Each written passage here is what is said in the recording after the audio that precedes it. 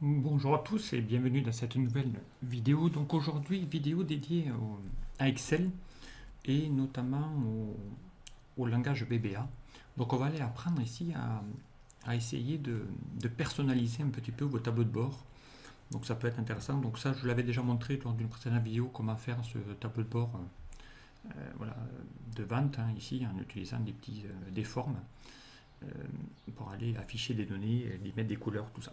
Ok, maintenant on va aller encore plus loin, on va pouvoir mettre des petits boutons d'information et ça peut être intéressant parce qu'on va peut-être pas tout montrer dans le tableau de bord et donc on pourrait ici rajouter, ici je me suis rajouté deux petits boutons d'information ici, quand je clique dessus, vous allez voir que ça va ouvrir une petite boîte qui va afficher des informations supplémentaires. Là on vous dit que le chiffre d'affaires accumulé des différentes villes se chiffra, ainsi de suite. Voilà, je reclique dessus, la boîte se referme. J'en avais créé ici un deuxième qui va ici afficher le chiffre d'affaires des produits, donc produit 1 autant, et ainsi de suite. Voilà, donc ici j'actualise. Donc on va aller voir que ici ben, ça bougera aussi les données, il n'y a pas de souci. Donc ça va ici modifier les données. Donc ici on a évidemment une source, d'accord, qui va ici vérifier les données directement. Donc ici on a le code VBA qu'on va construire ensemble, d'accord. Donc on va aller voir ici qu'on va pouvoir voilà, avec ici des données.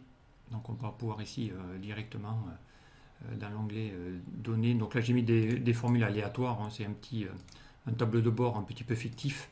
C'est pas là. Voilà, ici on va lui dire de recalculer. On voit ici que ça recalcule directement. Ok, c'est les petites valeurs aléatoires que j'ai rajoutées. Donc là ici ça a changé les chiffres.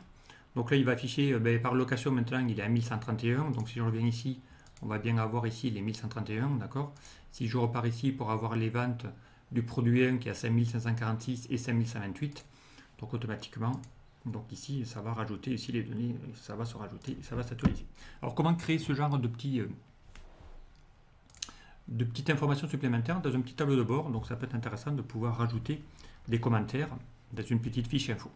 Donc on va aller apprendre à créer tout ça. Donc on va déjà créer le bouton. Alors le bouton c'est simple, on va dans l'onglet insertion. Vous avez maintenant avec les dernières versions Microsoft 2019 ou Office 365, ici un petit bouton d'icône. Donc ici on a plein de petites icônes. Donc, et il y en a un ici, si on tape le mot information, voilà, il est là. Donc vous avez une version transparente, une version avec couleur. Donc on va prendre lui et on insère. D'accord. Donc on va se retrouver ici avec un petit bouton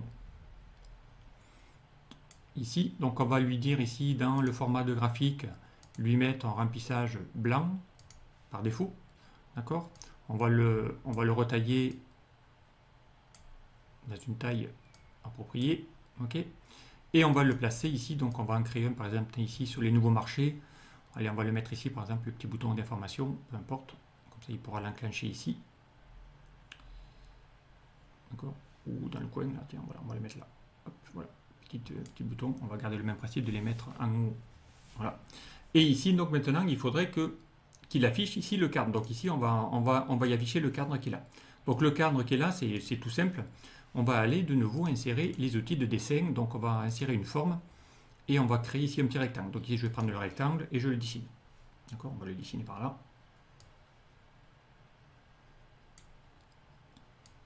Ok. Alors ici, dans les outils de format, donc on va essayer de faire soit en carré. Enfin après, on pourra l'adapter par rapport à la taille que vous souhaitez. Donc on va faire déjà en carré, 4x4. Voilà. Okay. Ensuite, lui, eh bien, on va lui dire aussi de le mettre en blanc. Okay. Sans contour. On va lui retirer le contour directement. Et on va aller voir ici comment on va pouvoir également mettre ici pour qu'on voie ce qu'il y a derrière. On va lui mettre ici dans la couleur de remplissage, dans autre couleur. On va lui mettre ici une transparence à 10% par exemple. On va faire OK. Voilà, comme ça va pouvoir voir un petit peu de transparence directement. OK. Voilà, un petit rectangle. Ensuite, par-dessus, dans l'onglet insertion, on va y insérer une forme, mais une zone de texte. D'accord. Alors vous l'avez ici aussi, peu importe. On va prendre la zone de texte et on va la dessiner. D'accord. Alors, pourquoi ici mettre une zone de texte? Parce qu'ici, une zone de texte va vous permettre de pouvoir formater plus facilement votre texte à l'intérieur. Vous allez pouvoir faire des retours à la ligne en faisant Alt, Entrée, chose qu'on n'aurait pas pu faire dans le petit dessin ici. Donc un format texte vous permet de formater en mettant en gras des couleurs, tout ça. Donc on y va. Donc lui pareil, eh bien lui on va lui enlever tout. Donc contour sans, remplissage aucun, d'accord. Et on va le faire de la même taille que notre cam, donc on va faire 4 cm sur 4 cm, d'accord. Donc là on a exactement deux carrés identiques, d'accord. On va prendre les deux, d'accord. Et ici dans l'onglet format, on va lui dire de aligner, centrer, aligner au milieu. Voilà, donc on a exactement le même cas, d'accord. Et chose importante, on va donner un nom à cet objet, d'accord. On va donner un nom à cet objet. Et eh bien, on va lui donner un nom, donc on va l'appeler cadre. Alors, pour donner un nom, le plus simple, c'est d'aller dans l'onglet Accueil. Ici, dans le groupe Édition, on va dans Rechercher et Sélectionner. Ici, on va lui afficher le volet de Sélection. D'accord. Donc ici, on a ici les deux objets qu'on a créés. Donc là, ici, vous avez le nom ici de l'objet que j'ai créé précédemment. Vous avez ici un autre objet ici, c'est celui que j'ai créé ici quand je l'ai renommé. Voilà, donc je l'ai renommé cadre info et à l'intérieur on a une zone de texte, on a même deux zones de texte. Voilà, on va retrouver ici les zones. D'accord. Directement. Donc nous ici, on a ici notre zone directement, d'accord. Et on va prendre cela. Donc ici on a le graphique. Donc lui, on va lui donner un nom, d'accord. Donc moi, les prédécesseurs, je les avais appelés bouton info. On va essayer de donner les mêmes noms, ça va être plus rapide. Donc ici, pour renommer, hein, il suffit de cliquer ici dans mon petit graphique, on voit bien que c'est lui. Hein. On double-clique. Et ici, on va l'appeler comme on l'a appelé tout à l'heure, BTN pour bouton. Bouton info, et là, on va l'appeler info marché, par exemple. D'accord. C'est le bouton qui va montrer les marchés. Donc l'autre, je l'avais appelé bouton info annuel pour les ventes annuelles. Et le troisième ici, le bouton info location. D'accord. On les a ici. Ok, donc ici maintenant, ce bouton porte dorénavant le nom bouton info marché. D'accord. Et ici, nous, il nous faut le cadre et le rectangle. Et on va lui dire ici de faire de les grouper. Donc on prend ces deux. On va créer ici un groupe, d'accord. Donc le groupe reprend les deux et lui on va lui donner un nom, on va l'appeler cadre, je l'avais appelé comme ça tout à l'heure, info marché. Ok, comme ça dorénavant il portera ce nom, cadre info marché. Donc ici on a un petit œil qui permet de pouvoir le rendre visible ou pas, d'accord, et ainsi de suite. Ça vous permet d'accéder directement sur chacun des boutons pour aller les sélectionner. Comme ici on les a superposés, ça vous permet de pouvoir sélectionner soit un ou l'autre. Vous êtes dessus, d'accord, directement. Voilà, maintenant ici, bon, après maintenant vous avez compris, on va pouvoir y taper dans ma zone de texte. Donc ici on va mettre, alors ici c'était le marché pour la compagnie, on va mettre ici, voilà, je sais pas, après vous mettez ce que vous, le cumul des ventes, voilà, par compagnie, voilà. Voilà, ce chiffre. Après, vous y mettez ce que vous voulez comme texte, ce chiffre A. Et puis, on va y mettre ici une petite zone de texte qu'on avait créée là. Donc, pareil, on va y mettre une zone de texte. Accueil. D'accord. Insertion plutôt. Et on va aller chercher une forme. Donc, on va y mettre un petit rectangle. On va le mettre par là. Okay. Donc, lui, pareil.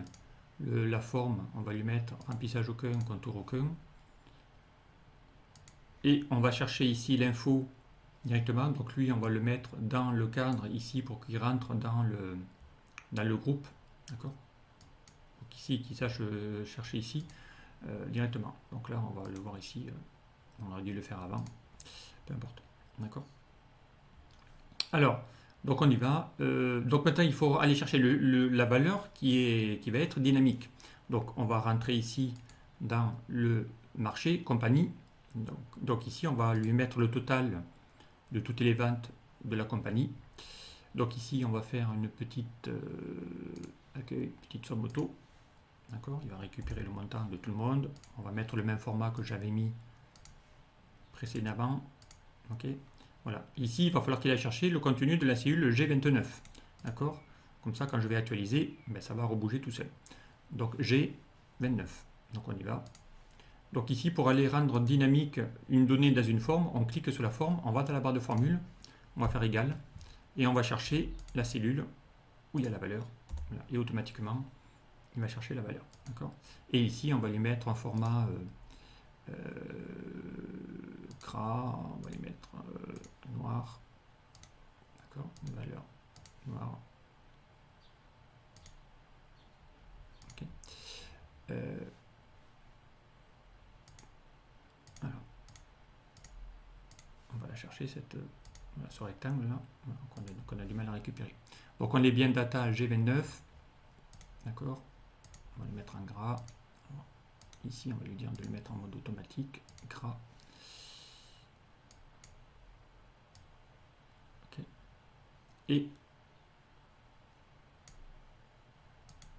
ici, on va lui dire de l'avancer en premier plan, parce que du coup, c'est pour ça qu'on ne le voyait pas. Et on va le mettre centré. Et on va augmenter un petit peu la taille. On va mettre ça à 18. Ok.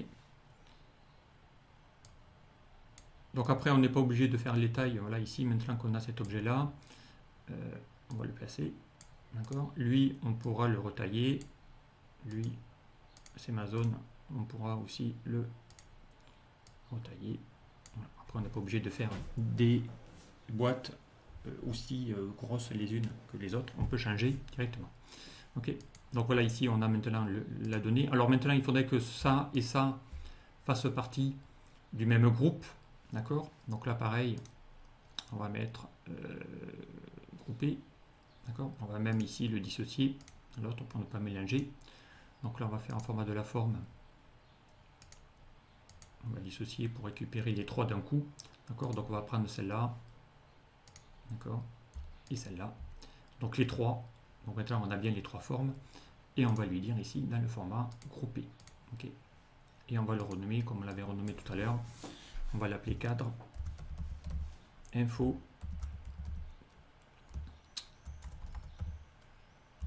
Cet objet cadre info marché. On avait dit. Voilà, cadre info marché. Donc maintenant, on a bien ici les deux. Directement, on a bien le cadre info marché et on a ici le bouton qui est bien lui. D'accord. Et ainsi de suite. Maintenant, il faut faire la macro qui permet de pouvoir cliquer sur ce bouton I information, faire afficher la boîte, je reclique dessus, ça va automatiquement la faire disparaître. D'accord.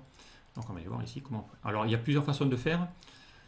On aurait pu ici faire deux boutons, un blanc, un vert, les mettre un dessus l'autre. En fonction de l'un et l'autre, on peut le rendre visible ou pas visible. Mais c'est beaucoup de code. Après, si on veut le dupliquer, ça complique un petit peu le code. On va faire beaucoup de code pour rien.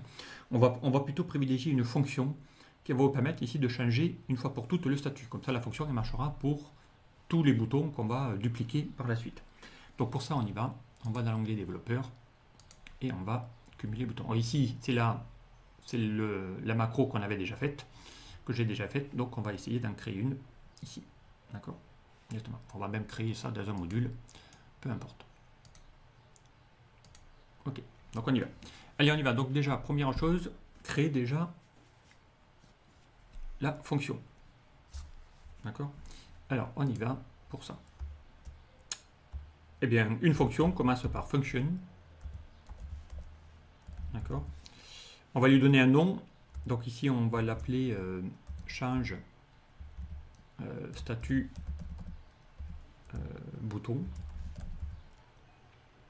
info. Voilà. Pourquoi pas. Et on va avoir besoin d'arguments. D'accord. Il va y en avoir un qui va gérer le bouton. Donc on va l'appeler bouton info. D'accord. Qu'on va typer de type object, puisqu'on est en train de manipuler des formes, des shapes. Donc les shapes, je vous rappelle, c'est des formes hein, en anglais. Voilà. On va avoir besoin d'un deuxième argument. Il va falloir qu'on gère le cadre. Donc ça, c'est que pour gérer le bouton, le petit bouton I, information. Il faut aussi qu'on gère le cadre, parce que le cadre, on va l'afficher et le faire disparaître. Donc, on va l'appeler cadre la variable ou l'argument cadre info, as object aussi, hein, lui aussi c'est une forme, d'accord. Et il va nous falloir gérer un dernier paramètre dans cette fonction qui va me rendre ce bouton visible ou pas visible. Donc le dernier paramètre c'est visible, voilà, on va lui mettre une variable de type visible, as, booléen, ça sera vrai ou faux. T'affiches ou t'affiches pas, d'accord. On ferme la parenthèse de mon argument, de ma fonction, on fait entrer, et là on a notre fonction qui permet de pouvoir le faire. Donc il va falloir ici qu'on teste deux choses. Donc la fonction elle va s'enclencher uniquement si le bouton il est visible ou pas visible. Donc lui on va l'enclencher en disant visible ou pas visible, et en fonction du code couleur on va le mettre direct. Donc on va faire un test qui va tester si la propriété ou si le paramètre il est en mode visible ou pas. Donc on va faire un test sur l'argument visible. D'accord. Donc on va lui dire si visible égale, donc il peut être que true ou false. D'accord. Donc on va mettre à true, then on va lui mettre un petit else and if. D'accord. Et à l'intérieur, donc si c'est vrai, eh bien qu'est-ce qu'on va lui dire? On va lui dire d'afficher deux choses. Il va falloir dire que ce bouton qui est blanc par défaut devienne jaune ou vert. Enfin, après, vous le mettez sous la couleur que vous voulez. Moi, je l'ai mis en vert pour rester dans le même domaine. Normalement, le bouton d'information il est censé être jaune ou rouge. Enfin, vous y mettez ce que vous voulez. On va y mettre les couleurs qu'on veut. D'accord. Et en même temps, il faut qu'il affiche mon cadre. D'accord. Donc, on y va. Donc, pour ça, eh bien, on va lui dire eh bien, l'argument bouton info, d'accord, point fill, c'est l'objet qui permet de faire l'outil remplissage, donc c'est la couleur de remplissage, fill, ça remplit la couleur, d'accord. On va lui mettre la couleur de fond et pas de police, donc dans ce cas-là, une couleur de fond c'est for color, d'accord. Et on va utiliser la propriété RGB. D'accord. RGB, c'est les couleurs primaires, hein, rouge, vert, bleu. Donc en anglais, red, green, blue. D'accord. Et on va chercher la couleur qu'on veut, donc RGB. Alors si je veux faire du vert, eh bien il faut mettre 0,255, 0, parce que je ne veux pas de bleu dans mon vert. OK, et je valide. D'accord. Ça, c'est pour le premier argument. D'accord. Donc ici, on met le bouton info à vert. D'accord. Alors je vous rappelle que les couleurs RGB ou RVB, hein, vous les avez partout ici. Hein, quand vous allez dans l'onglet accueil, quand vous allez chercher ici une couleur de remplissage, si je fais autre couleur, vous allez ici, vous avez les couleurs standards, mais vous avez aussi les couleurs personnalisées. Là, on retrouve le rouge, vert, bleu. Donc on a aussi toutes les couleurs. D'accord. Donc ici, si je veux avoir que du vert, ben, le vert c'est 0, 0, 0, enfin 0, 255, 0. Et on a aussi les numéros hexagonaux, hexadécimal, le code hexadécimal qui est apparu depuis peu, parce que ça n'y était pas il n'y a pas longtemps.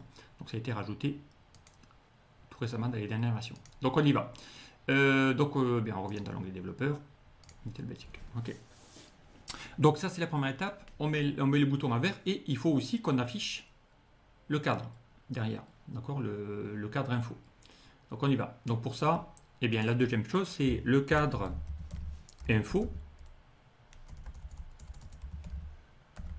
D'accord, c'est ma variable, mon critère. Point, eh bien, lui on va le rendre visible. Donc on va chercher sa propriété visible et on le met à true. D'accord. Donc ici, on affiche le cadre d'information. OK. Voilà.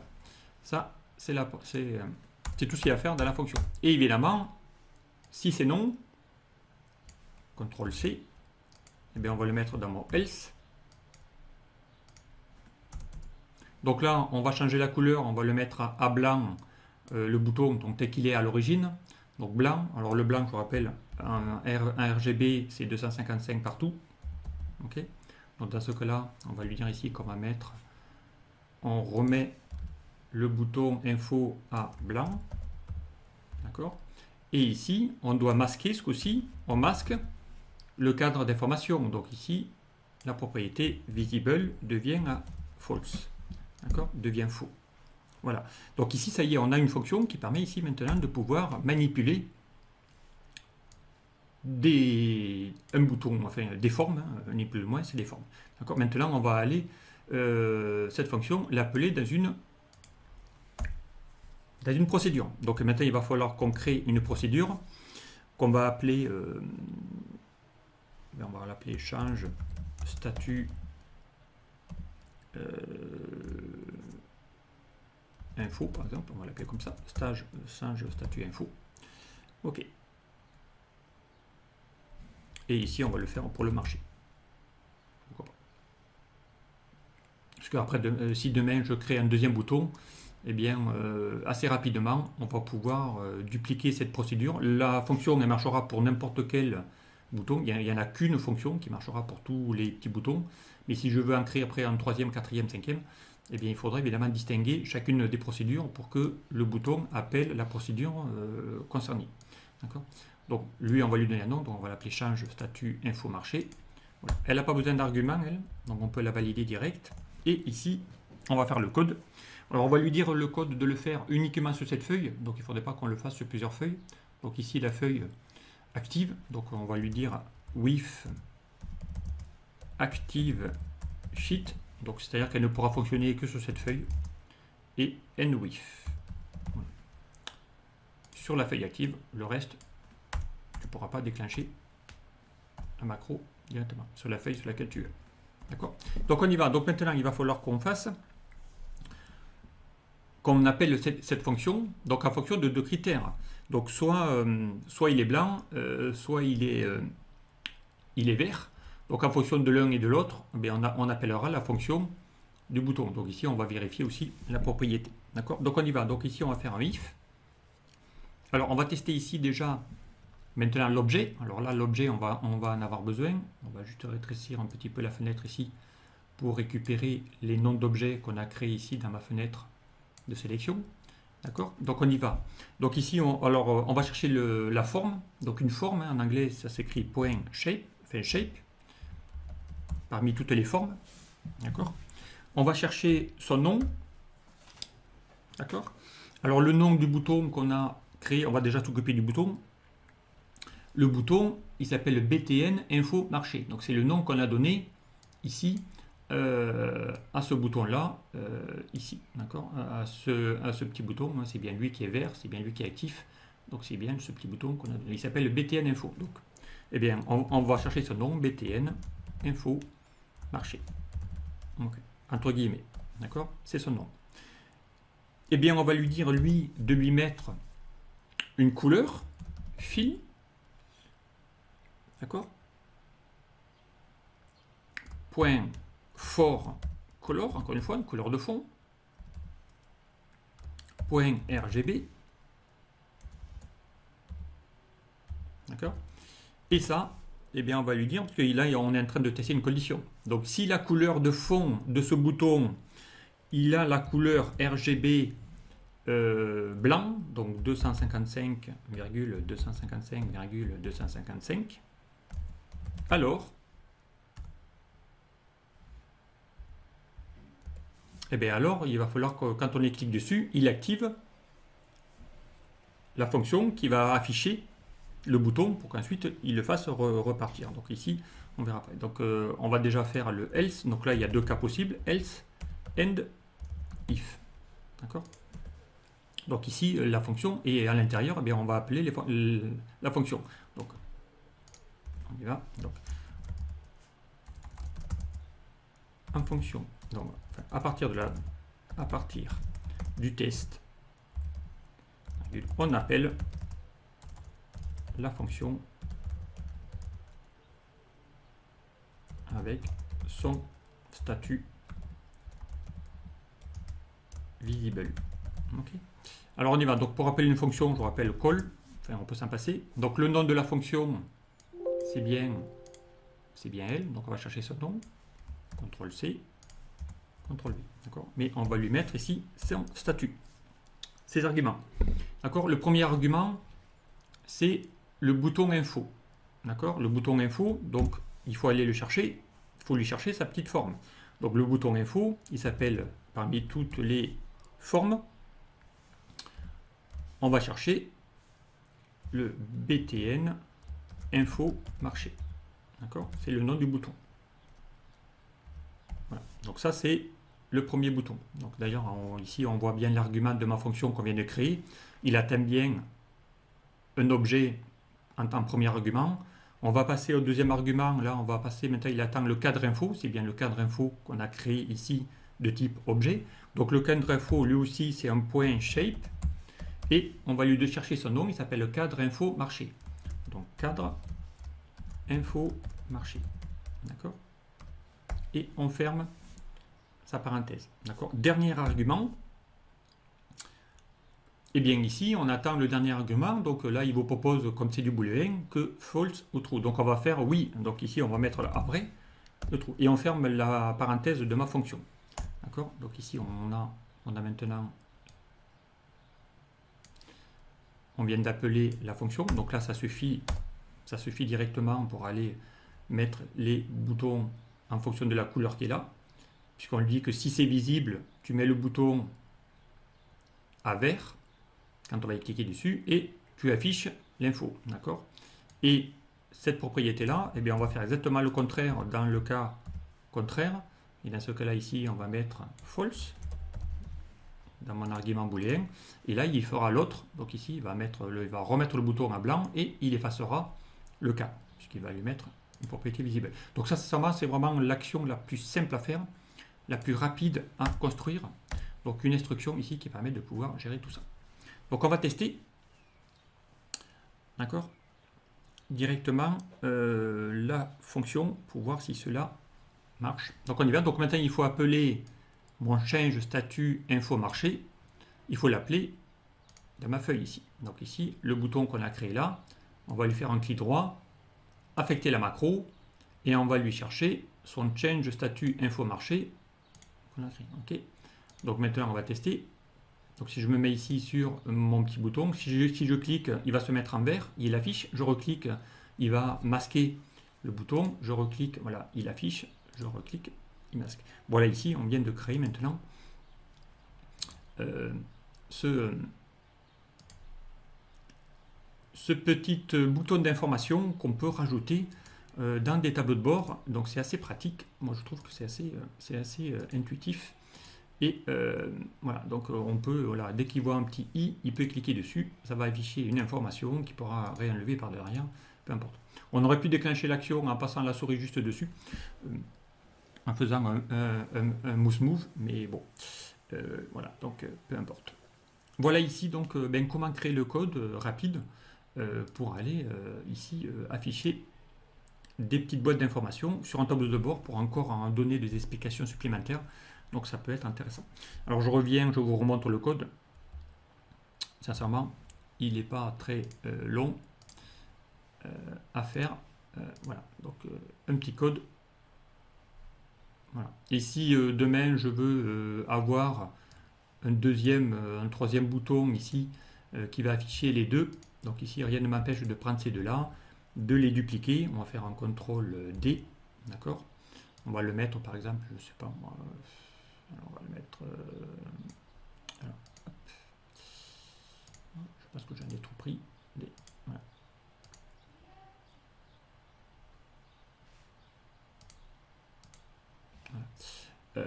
Voilà, il fallait juste prendre celui-là.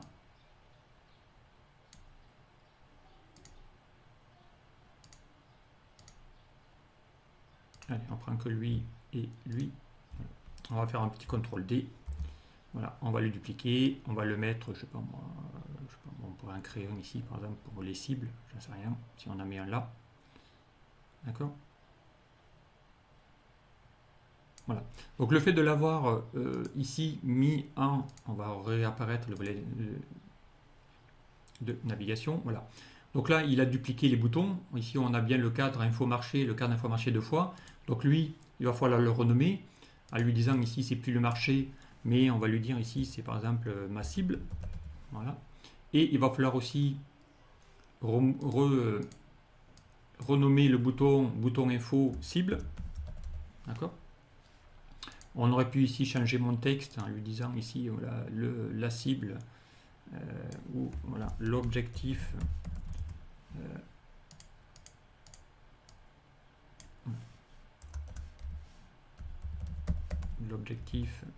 prévu sur l'année. Enfin, après vous imitez le voilà, et a été atteint, voilà. Voilà. On aurait pu mettre ici a été atteint.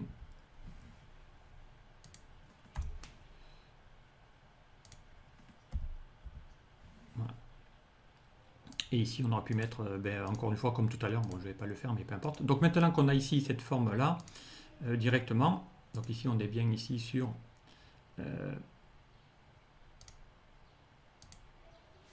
mon cadre info cible, d'accord, où à l'intérieur il y a bien ici ces trois petits. Ici on a bien renommé le nom, lui il s'appelle bien donc là évidemment parce qu'on a copié le bouton, donc là c'est normal, donc lui il s'appelle bien info cible. Donc maintenant il n'y a plus qu'à aller dans l'onglet développeur et lui dire de dupliquer lui, voilà, de changer son nom et de mettre le même qu'on vient de redonner. Donc ici il s'appelle maintenant on va l'appeler cible pour le distinguer, d'accord. Et il faut aussi changer les boutons. Donc ici on avait dit que le bouton on l'avait renommé BTN info cible, voilà, donc en gros il faut le changer.